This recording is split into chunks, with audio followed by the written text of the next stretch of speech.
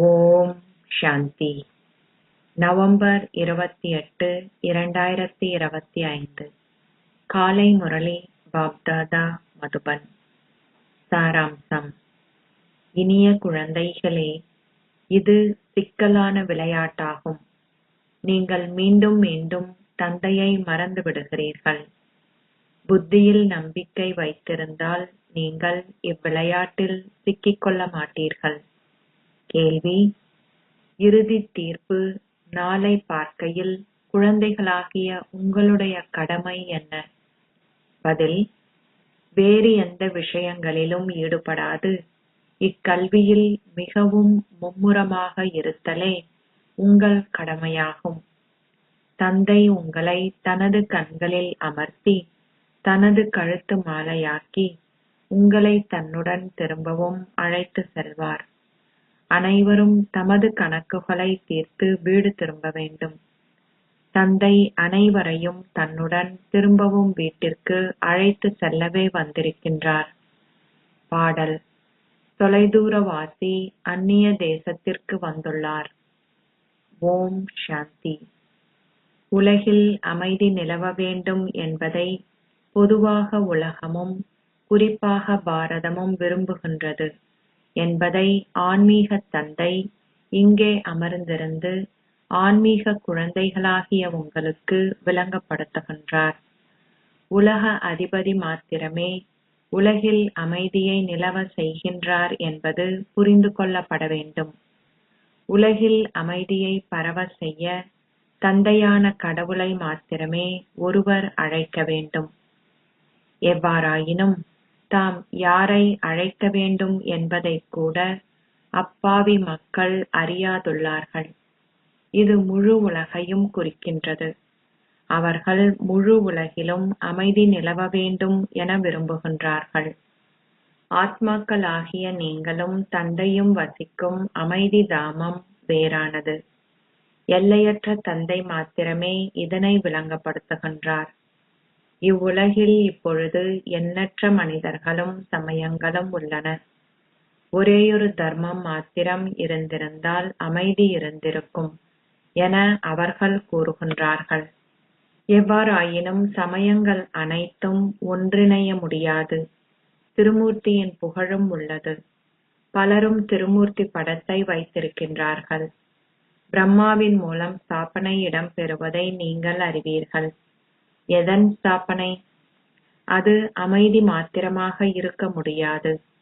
அமைதியுடன் சந்தோஷமும் ஸ்தாபிக்கப்படுகிறது. 5000 வருடங்களுக்கு முன்னர் பாரதத்தில் அது அவர்களின் ராஜ்யமாக இருந்தபோது ஏனைய மனிதர்கள் அனைவரும் தத்தமது சரீரங்களை நீக்கி வீடு திரும்பியிருந்தனர்.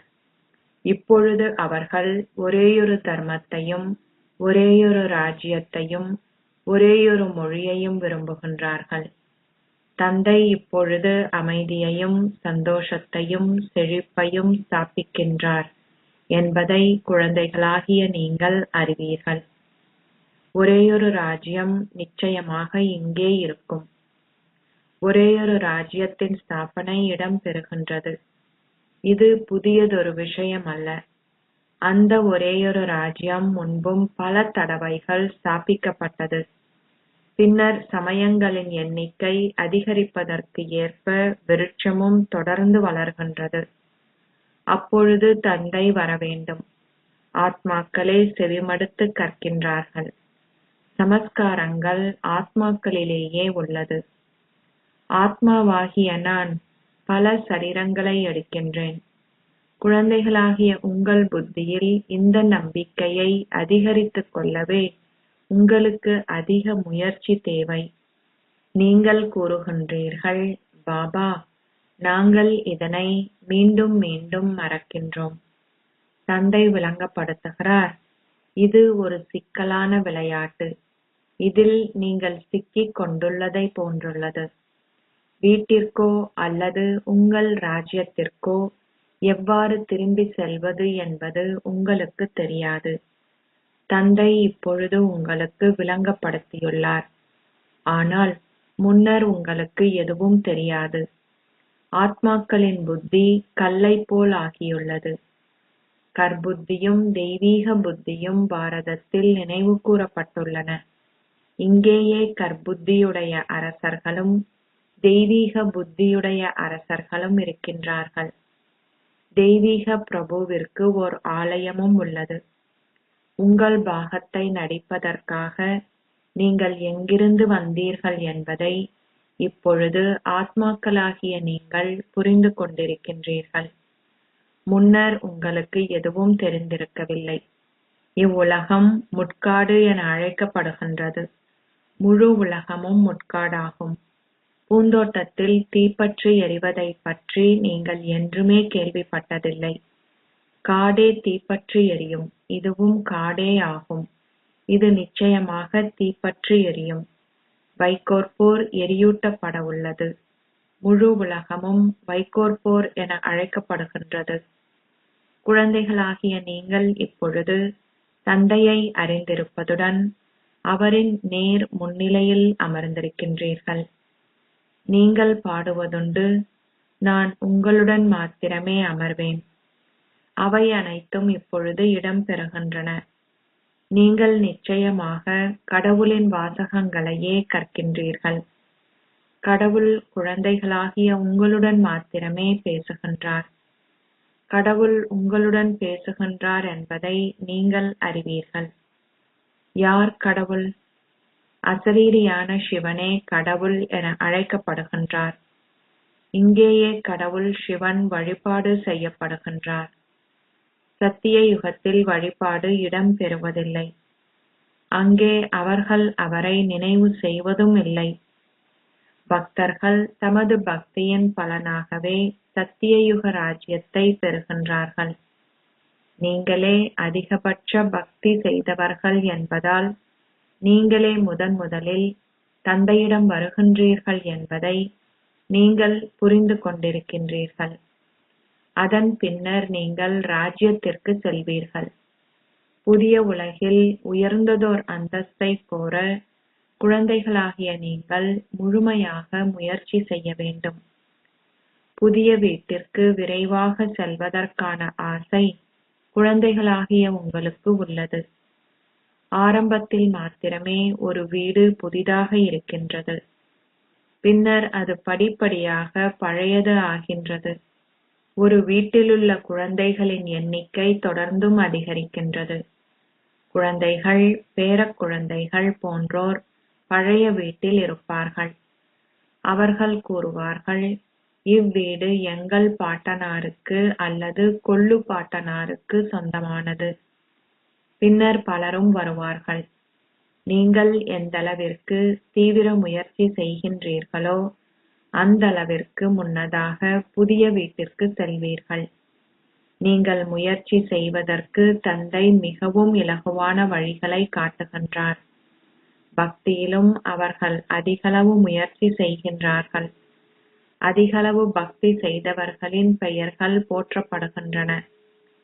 சில பக்தர்களுக்கு முத்திரைகளும் வெளியிடப்பட்டுள்ளன. ஞான மாலையை பற்றி எவரும் அறிய மாட்டார்கள். முதலில் ஞானம் உள்ளது. அதன் பின்னர் பக்தி உள்ளது. அரை கல்பத்திற்கு, அதாவது சத்திய யுகத்திலும் திரேதா யுகத்திலும் ஞானம் உள்ளது என்பது இப்பொழுது குழந்தைகளாகிய உங்கள் புத்திகளில் உள்ளது. குழந்தைகளாகிய நீங்கள் இப்பொழுது ஞானம் நிறைந்தவர்கள் ஆகுகின்றீர்கள். ஓர் ஆசிரியரிடம் எப்பொழுதும் முழு ஞானமும் இருக்கும். மாணவர்கள் வரிசை கிரமமாகவே புள்ளிகளை பெறுகின்றார்கள். அவர் எல்லையற்ற ஆசிரியர் ஆவார். நீங்கள் எல்லையற்ற மாணவர்கள். மாணவர்களாகிய நீங்கள் முன்னைய கல்பத்தை போன்றே வரிசை கிரமமாக சித்தி அடைவீர்கள். நீங்களே 84 பிறவிகளை எடுத்தவர்கள் என தந்தை விளங்கப்படுத்துகின்றார். 84 பிறவிகளிலும் உங்களுக்கு 84 ஆசிரியர்கள் இருந்தனர். நீங்கள் நிச்சயமாக மறுபிறவிகள் எடுக்க வேண்டும். முதலில் உலகம் நிச்சயமாக சதோ பிரதானாக இருந்தது. பின்னர் அது பழையதாகவும் தமோ பிரதானாகவும் ஆகுகின்றது. மனிதர்களும் தமோ பிரதான் ஆகுகின்றார்கள். முதலில் விருட்சம் புதிதாகவும் சதோபிரதானாகவும் இருக்கின்றது. புதிய இலைகள் மிகவும் நன்றாக உள்ளன. இது எல்லையற்ற விருட்சமாகும். பல சமயங்கள் உள்ளன. உங்கள் புத்தி இப்பொழுது எல்லையற்றதற்குள் செல்ல வேண்டும். விருட்சம் மிகவும் பெரியது. முதலில் ஆதி சனாதன தேவ தேவியரின் தர்மம் உள்ளது. பின்னர் பல்வேறு சமயங்கள் வருகின்றன. நீங்கள் பல்வேறு வகையான 84 பிறவிகளை எடுத்திருக்கின்றீர்கள். அதுவும் அழியாததே. ஒவ்வொரு கல்பத்திலும் நீங்கள் 84 பிறவிகளின் சக்கரத்தை சுற்றுகின்றீர்கள் என்பதை நீங்கள் அறிவீர்கள்.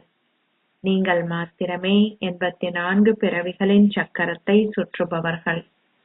எந்த ஆத்மாவும் 8.4 மில்லியன் பிறவிகளை எடுப்பதில்லை. பல்வேறு வகையான மிருகங்கள் போன்றனவும் உள்ளன. அவற்றை எவராலும் கணக்கிடவும் முடியாது. ஒரு மனித ஆத்மா 84 பிறவிகளை எடுக்கின்றார். நீங்கள் இப்பொழுது உங்கள் பாகங்களை நடித்ததால் மிகவும் கலப்படைந்திருக்கின்றீர்கள். நீங்கள் சந்தோஷத்தை இழந்திருக்கின்றீர்கள். ஏணியில் இறங்கும்போது நீங்கள் சதோபிரதானிலிருந்து தமோபிரதான் ஆகியுள்ளீர்கள். தமோபிரதானிலிருந்து தந்தை உங்களை மீண்டும் சதோபிரதான் ஆக்குகின்றார். தந்தை கூறுகின்றார், நான் தமோபிரதான் உலகிற்கு ஒரு தமோபிரதான் சரீரத்தில் வருகின்றேன். இப்பொழுது முழு உலகமும் தமோபிரதானாகவே உள்ளது. முழு உலகிலும் எவ்வாறு அமைதி நிலவ முடியும் என மனிதர்கள் வினவுகின்றார்கள். உலகில் எப்பொழுது அமைதி நிலவியது என்பதை அவர்கள் அறிய மாட்டார்கள். தந்தை கூறுகின்றார், உங்கள் வீட்டில் படங்கள் உள்ளன அல்லவா? அவர்களின் ராஜ்யம் இருந்தபோது முழு உலகிலும் அமைதி நிலவியது. அது ஸ்வர்க்கமென அழைக்கப்படுகின்றது. புதிய உலகமே சத்திய யுகமான ஸ்வர்க்கம் என அழைக்கப்படுகின்றது. இப்பழைய உலகம் இப்பொழுது மாற வேண்டும். ராஜ்யம் ஸ்தாபிக்கப்படுகின்றது. முழு உலகிலும் அவர்களின் ராஜ்யம் மாத்திரமே இருந்தது. பலரும் லக்ஷ்மி நாராயணனின் ஆலயத்திற்கு செல்கின்றார்கள். அவர்களே இந்த பாரதத்தின் அதிபதிகளாக இருந்தார்கள் என்பதும், அவர்களின் ராஜ்யத்தில் உண்மையில் அமைதியும் சந்தோஷமும் நிலவியது என்பதும் அவர்களின் புத்தியில் பதிவதில்லை. அவர்களின் ராஜ்யம் 5000 வருடங்களுக்கு முன்னரே நிலவியது. அரை கல்பத்தின் பின்னர் உலகம் பழையது எனப்படுகின்றது. வியாபாரிகள் தமது கணக்கு புத்தகத்தில் ஸ்வஸ்திகாவை வரைவதுண்டு. அதற்கும் ஓர் அர்த்தம் உள்ளது. அவர்கள் அதனை கணேஷ் என்று அழைக்கின்றார்கள். கணேஷ் தடைகளை அழிக்கின்ற ஒரு தேவரென அவர்கள் கருதுகின்றார்கள். ஸ்வஸ்திகாவில் 4 சமமான பிரிவுகள் உள்ளன. அவை அனைத்தும் பக்தி மார்க்கமாகும். மக்கள் தீபாவளியை கொண்டாடுகின்றார்கள். நினைவு யாத்திரையே உண்மையான தீபாவளியாகும். அதனூடாகவே 21 பிறவிகளுக்கு ஆத்மாக்களாகிய உங்களது ஒளி ஏற்றப்படுகின்றது. நீங்கள் அதிகளவு வருமானத்தை ஈட்டுகின்றீர்கள். குழந்தைகளாகிய நீங்கள் அதிகளவு சந்தோஷத்துடன் இருக்க வேண்டும்.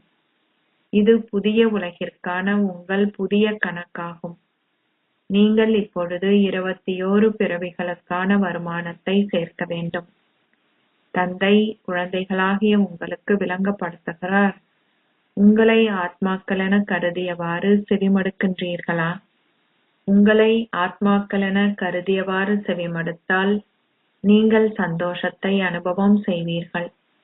தந்தையே எங்களுக்கு கற்பிக்கின்றார். இவை கடவுளின் வாசகங்களாகும். கடவுள் ஒருவரே. அவர் நிச்சயமாக வந்து ஒரு சரீரத்தை எடுக்கின்றார். ஏனெனில் அப்பொழுதே கடவுளின் வாசகங்கள் இருக்க முடியும்.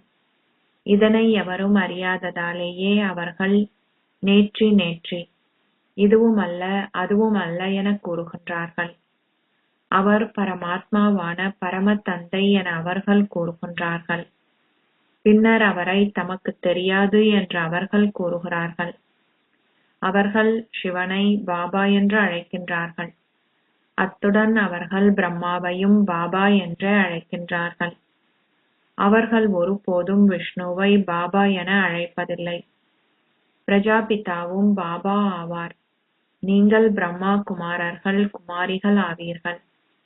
நீங்கள் பிரஜாபிதா என்ற பட்டத்தை பயன்படுத்தாத போது அவர்கள் புரிந்து கொள்ள மாட்டார்கள். பிரம்மா குமாரர்கள் குமாரிகள் பலர் இருக்கின்றார்கள். ஆகையால் நிச்சயமாக பிரஜாபிதாவும் இருக்க வேண்டும். ஆகையால் நீங்கள் நிச்சயமாக பிரஜாபிதா என்ற வார்த்தையை எழுத வேண்டும். பிரஜாபிதா தமது தந்தையே என்பதை அவர்கள் புரிந்து கொள்வார்கள். புதிய உலகம் நிச்சயமாக பிரஜாபிதாவின் மூலமே உருவாக்கப்படுகின்றது. முதலில் நாங்கள் சகோதரர்கள் ஆவோம். பின்னர் நாங்கள் சரீரத்திற்குள் வரும்போது சகோதர சகோதரிகள் ஆகுகின்றோம்.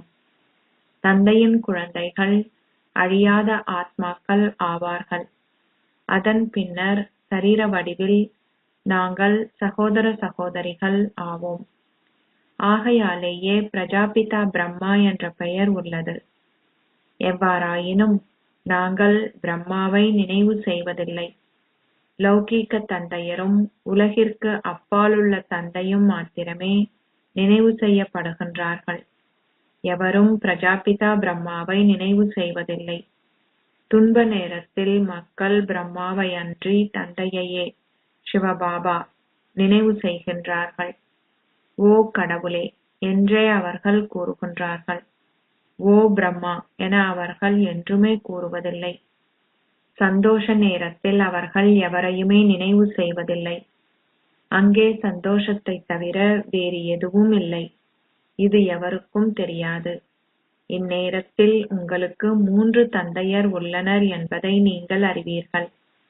பக்தி மார்க்கத்தில் அவர்கள் லௌகீக தந்தையையும் அப்பாலுள்ள தந்தையையுமே நினைவு செய்கின்றார்கள். சத்திய யுகத்தில் அவர்கள் தமது லௌகீக தந்தையரை மாத்திரமே நினைவு செய்கின்றார்கள். சங்கம யுகத்தில் நீங்கள் தந்தையர் மூவரையுமே நினைவு செய்கின்றீர்கள். உங்களுக்கும் லௌகீக தந்தை இருக்கின்றார். ஆனால் அவர் எல்லைக்கு உட்பட்டவர் என்பதை நீங்கள் புரிந்து கொண்டிருக்கின்றீர்கள். அவரிடமிருந்து எல்லைக்கு உட்பட்ட ஆஸ்தியையே நீங்கள் பெறுகிறீர்கள். நாங்கள் இப்பொழுது எல்லையற்ற தந்தையை கண்டு கொண்டோம். அவரிடமிருந்து நாங்கள் எல்லையற்ற ஆஸ்தியை பெறுகின்றோம். இது புரிந்து கொள்ளப்பட வேண்டிய விஷயமாகும்.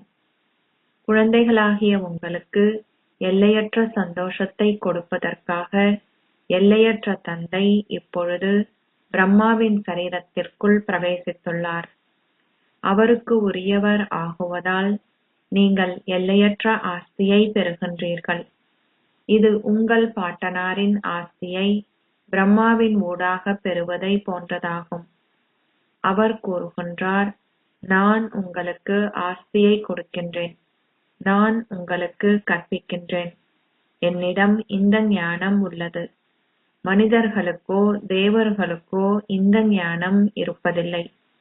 என்னிடம் உள்ள இந்த ஞானத்தை குழந்தைகளாகிய உங்களுக்கு நான் கொடுக்கின்றேன். இது ஆன்மீக ஞானமாகும். ஆன்மீக தந்தையிடமிருந்து நீங்கள் ஓர் அந்தஸ்தை கோருகின்றீர்கள் என்பது உங்களுக்கு தெரியும்.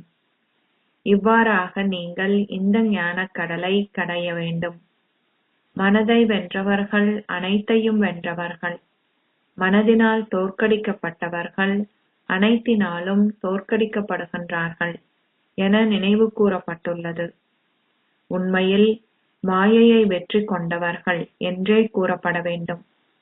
ஏனெனில் மனதை வெற்றி கொள்ள முடியாது. மனிதர்கள் வினவுகின்றார்கள், மன அமைதி எவ்வாறு இருக்க முடியும்? தந்தை வினவுகின்றார், ஓர் ஆத்மா எவ்வாறு அமைதி வேண்டும் என கேட்க முடியும்? ஆத்மாக்கள் அமைதி தாமவாசிகள் ஆவார்கள். ஓர் ஆத்மா ஒரு சரீரத்தில் பிரவேசிக்கும் போதே அவர் நடிக்க ஆரம்பிக்கின்றார். தந்தை கூறுகின்றார், இப்பொழுது உங்கள் ஆதி தர்மத்தில் நிலைத்திருங்கள். உங்களை ஓர் ஆத்மாவென கருதுங்கள். ஆத்மாவின் ஆதி தர்மம் அமைதியாகும். அமைதியை நீங்கள் வேறு எங்கு பெற முடியும்? இதன் அடிப்படையிலேயே அரசியின் அட்டிகை உதாரணமாக கூறப்பட்டுள்ளது. சந்நியாசிகள் இந்த உதாரணத்தை கொடுத்த போதிலும் அவர்கள் அமைதியை தேடி காட்டிற்கு செல்கின்றார்கள். தந்தை கூறுகின்றார், ஆத்மாக்களாகிய உங்களது தர்மம் அமைதியாகும். நீங்கள் உங்கள் பாகங்களை நடிப்பதற்காக அமைதி தாமத்திலிருந்தே வருகின்றீர்கள். அதுவே உங்கள் வீடாகும். நீங்கள் ஒரு சரீரத்தினூடாகவே நடிக்க வேண்டும். உங்கள் சரீரத்திலிருந்து நீங்கள் பிரிந்திருக்கும் போது மயான அமைதி உள்ளது. ஓர் ஆத்மா இன்னொரு சரீரத்தை எடுக்கின்றார் என்பதால் நீங்கள் ஏன் எதனையிட்டும் கவலைப்பட வேண்டும்? அந்த ஆத்மா மீண்டும் வரப்போவதில்லை. எவ்வாறாயினும் பற்று உங்களை தொந்தரவு செய்கின்றது. அங்கே பற்று உங்களை தொந்தரவு செய்வதில்லை. அங்கே 5 விகாரங்கள் இருப்பதில்லை. அங்கே ராவண ராஜ்யம் இருப்பதில்லை. அது ராமராஜ்யமாகும். அது எப்பொழுதும் ராவண ராஜ்யமாகவே இருந்தால் மக்கள் களைப்படைந்து விடுவார்கள். அவர்களால் என்றுமே சந்தோஷத்தை அனுபவம் செய்ய முடியாது. நீங்கள் இப்பொழுது ஆஸ்திகர்கள் ஆகியுள்ளீர்கள். நீங்கள் திரிகால தரிசிகளும் ஆவீர்கள். மனிதர்களுக்கு தந்தையை தெரியாது. ஆகையாலேயே அவர்கள் நாஸ்திகர்கள் என அழைக்கப்படுகின்றார்கள். கடந்த காலத்தில் இருந்த சமய நூல்கள் அனைத்தும் பக்தி மார்க்கத்தை சேர்ந்தவை என்பதை குழந்தைகளாகிய நீங்கள் இப்பொழுது புரிந்து கொண்டிருக்கின்றீர்கள். நீங்கள் இப்பொழுது இந்த ஞான மார்க்கத்தில் இருக்கின்றீர்கள்.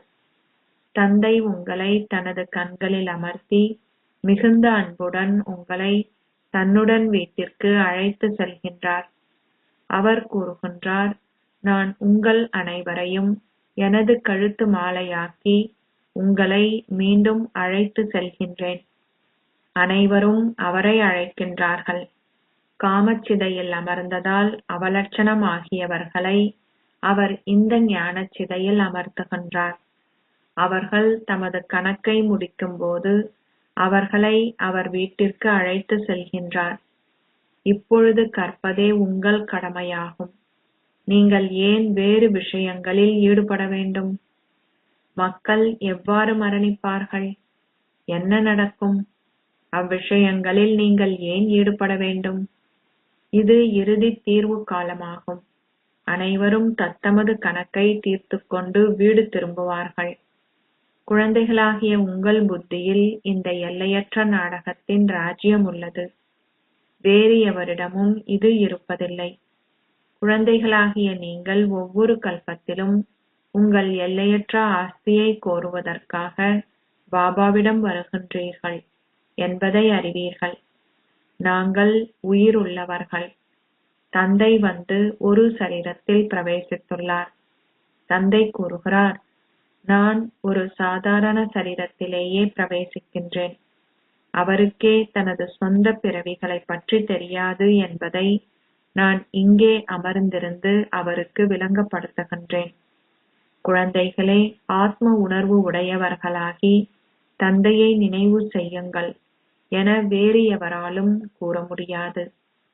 அச்சா, இனிமையிலும் இனிமையான அன்புக்குரிய எப்போதோ தொலைந்து இப்போது கண்டுபிடிக்கப்பட்டிருக்கும் குழந்தைகளுக்கு உங்கள் தாய் தந்தையாக இருக்கும் பாப்தாதாவின் அன்பும் நினைவுகளும் காலை வந்தனங்களும்.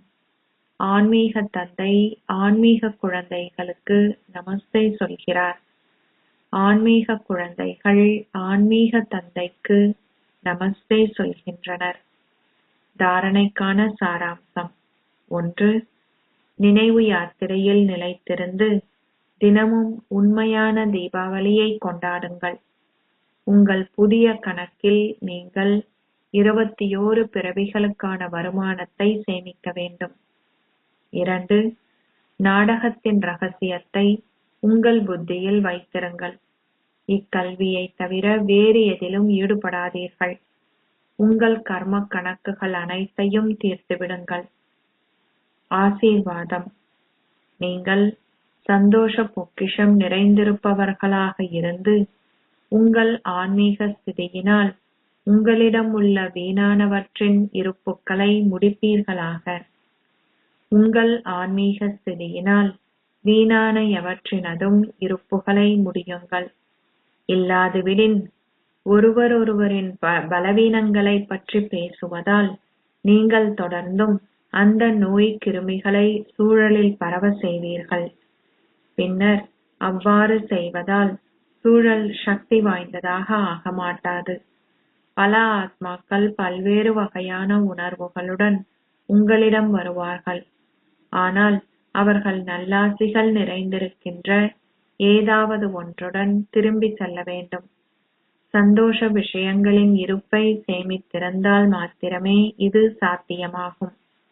உங்கள் இதயத்தில் எவரை பற்றிய வீணானவை ஏதாவது இருந்தால் அவ்வாறான விஷயங்கள் இருக்கும் இடத்தில் தந்தை அங்கே இருக்க மாட்டார். ஆனால் பாவம் இருக்கும்.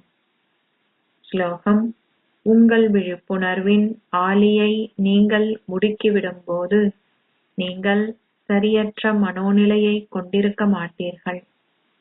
அவ்யக்த சமிக்கை: சரீரமற்ற ஸ்திதியின் பயிற்சியை அதிகரியுங்கள். அஷரீரி மற்றும் விதேகி: நீங்கள் எந்தளவிற்கு மும்முரமாக இருக்கிறீர்களோ அந்தளவிற்கு அவ்வப்போது சரீரமற்ற பயிற்சியை செய்வதும் அவசியமாகும். சேவை செய்வதனால் உங்களுக்கு ஏற்படும் களைப்பு அல்லது ஒருவரோடு ஒருவருக்குள்ள முரண்பாடுகள் இருக்க மாட்டாது. ஒரு வினாடியில் நீங்கள் விடுபட்டிருப்பதற்கான பயிற்சியை செய்தால் ஏதாவது ஒன்று நடந்தாலும் அப்பயிற்சியை செய்வதனால் ஒரு வினாடியில் உங்களால் நடந்ததற்கு அப்பால் சென்றுவிட முடியும். அதனை பற்றி நீங்கள் நினைத்தவுடனேயே அது நடந்துவிடும். நீங்கள் போராட வேண்டியதில்லை. ஓம் சாந்தி.